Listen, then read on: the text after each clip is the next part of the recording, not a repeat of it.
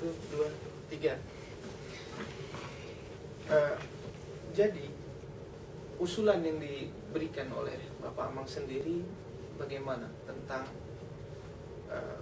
pembatalan perda? Siapa yang sebetulnya berhak untuk melakukan pembatalan ini?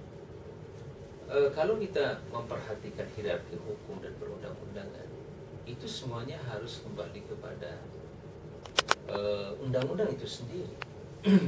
Dan itu diatur di dalam, kalau yang lama, dan itu menjadi salah satu bahan prolegnas ya, program legislasi nasional di DPR RI, dan juga barangkali dalam hal ini DPD harus terlibat di dalamnya, adalah Undang-Undang Nomor 10 tahun 2004 itu yang harus segera direvisi. Karena hierarki hukum itu sendiri amat sangat-sangat menentukan. Dan ketika kita tidak bisa menentukan hal itu, maka implikasinya adalah tumpang tindih satu aturan dengan aturan yang lain itu tadi.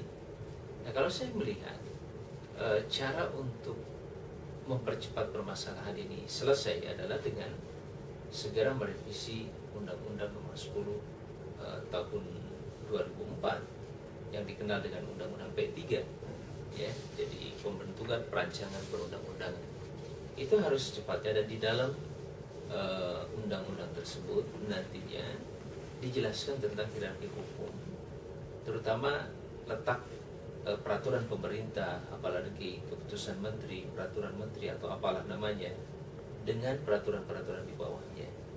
Termasuk yang paling menentukan juga adalah peraturan daerah itu sendiri, perda. Ya, perda itu kan sekali lagi produk dari sebuah lembaga legislatif, bukan lembaga eksekutif. Ini penting segera didudukan karena ini sangat-sangat menentukan nasib bangsa, terutama otonomi daerah.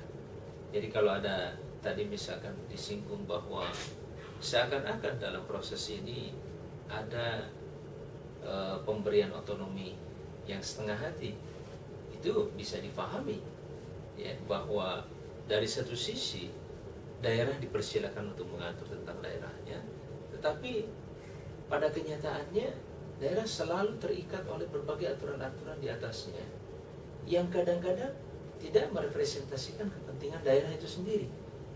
Apalagi ketika sebuah keputusan menteri dibuat tanpa mempertimbangkan, bahkan tanpa melihat realitas yang ada di lapangan.